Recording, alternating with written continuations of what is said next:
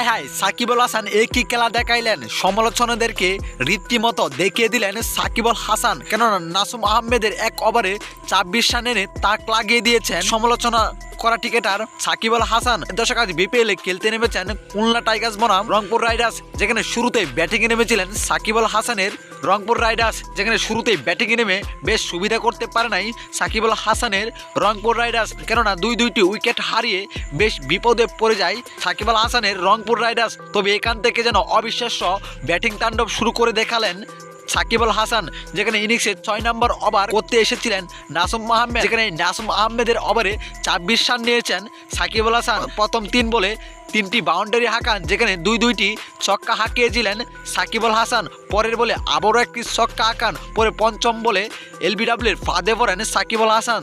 তবে umpire out না দেওয়ায় এ যাত্রায় বেঁচে যান সাকিব আল হাসান। রিভিউ নিয়েও সাকিব আল হাসানকে আউট করতে পারে নাই রংপুর রাইডার্স। পরে আবার লাস্ট বলে আরও একটি ৪ হাঁকান সাকিব আল হাসান। এই ওভারে মোট ২টি ৪ হাঁকান ও ৩টি ছক্কা হাঁকান ও মোট রান নিয়েছিলেন ২৬ রান।